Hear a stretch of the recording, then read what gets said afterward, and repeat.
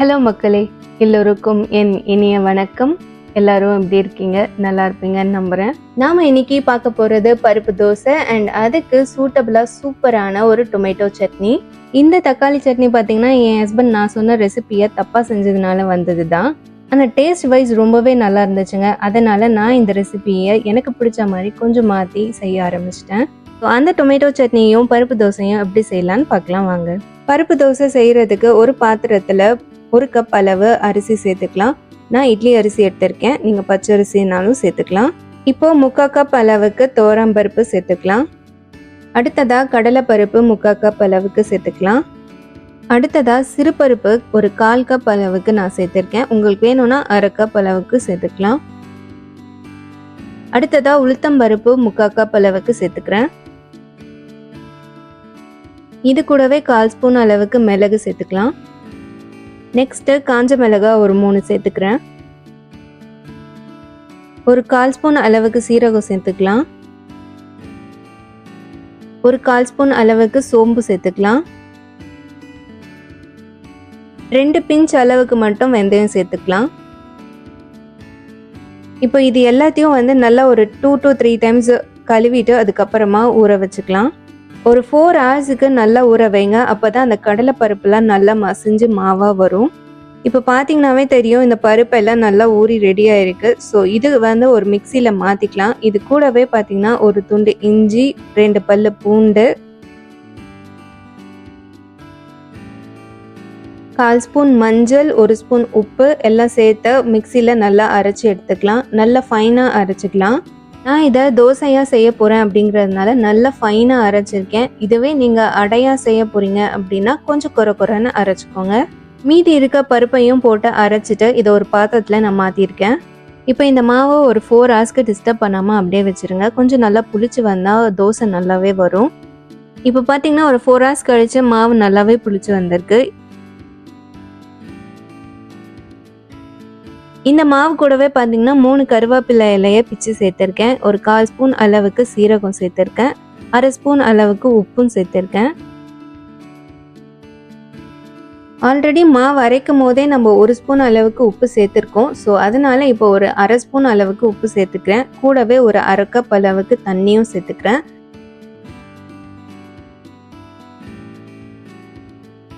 இப்போ மாவு ரெடி ஆயிடுச்சு. இதை அப்படியே ஓரமாக வச்சுருங்க. அடுத்தது சட்னி எப்படி செய்யலான்னு பார்த்துடலாம். அதுக்கு ஒரு பாத்திரத்தை சூடு பண்ணிட்டு அதில் 1/4 ஸ்பூன் அளவுக்கு வெந்தயம், 1/2 ஸ்பூன் அளவுக்கு கடுகு சேர்த்து ட்ரை ரோஸ்ட் பண்ணி எடுத்துருங்க. இதை நல்லா ஆறின பிறகு பவுடர் பண்ணி எடுத்துக்கலாம். இந்த பொடியை நீங்கள் எக்ஸ்ட்ராவாக கூட செஞ்சு வச்சுக்கலாம். நீங்கள் எப்போ தக்காளி சட்னி செஞ்சாலும் இதை கொஞ்சம் ஆட் பண்ணிங்கன்னா டேஸ்ட் சூப்பராகவே இருக்கும். அடுத்ததாக சட்னி செய்ய 3 பெரிய சைஸ் தக்காளி, 3 பெரிய பல் பூண்டு, 3 காஞ்ச மிளகாய், கூடவே ஒரு காஷ்மீரி சில்லி அண்ட் தாளிக்கிறதுக்கு கொஞ்சம் கருவேப்பிலை. இப்போ தக்காளி, பூண்டு அண்ட் காஞ்ச மிளகாய் மட்டும் போட்டு அரைச்சி எடுத்துக்கலாம். இப்போ சட்னி தாளிக்கிறதுக்கு ஒரு 5 to 6 ஸ்பூன்ஸ் ஆயில் சேர்த்துக்கலாம்.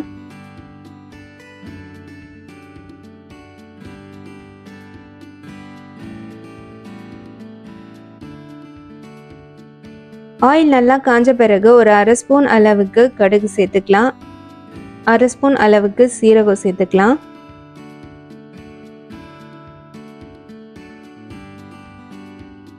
கடுகு சீரகம் இது ரெண்டும் பொரிஞ்சதுக்கு அப்புறமா கொஞ்சமா உளுத்தம் பருப்பு, கடலைப்பருப்பு சேர்த்துக்கலாம்.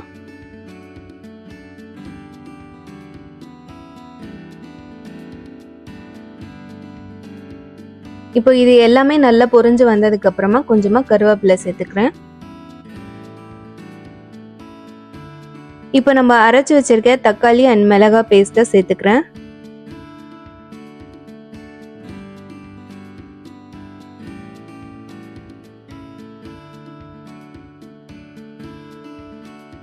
இந்த சட்னிக்கு கொஞ்சமா தண்ணி ஆட் பண்ணிக்கோங்க, ரொம்ப தண்ணி ஆகக்கூடாது.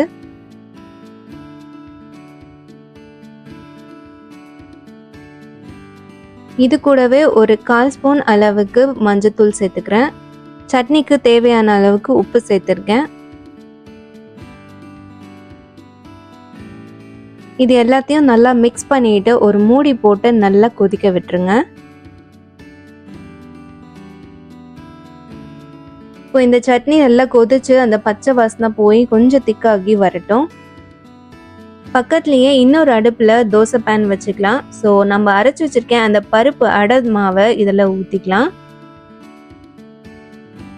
இதை நல்லா தோசை மாதிரி விரித்து விட்டுட்டு இது கூடவே ஒரு ஸ்பூன் நெய் அப்படி இல்லைன்னா எண்ணெய் சேர்த்து தோசையாக சுட்டு எடுத்துருங்க.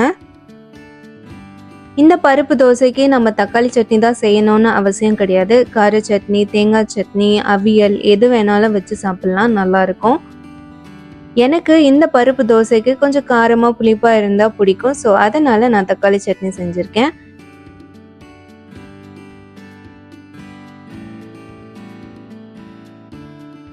இப்போது நம்ம பருப்பு தோசை ரெடி ஆயிடுச்சு. கூடவே பார்த்தீங்கன்னா சட்னியும் நல்லா கொதிச்சு வந்திருக்கு. இந்த ஸ்டேஜில் நம்ம அரைச்சி வச்சிருக்க அந்த பவுடரை போட்டுக்கலாம்.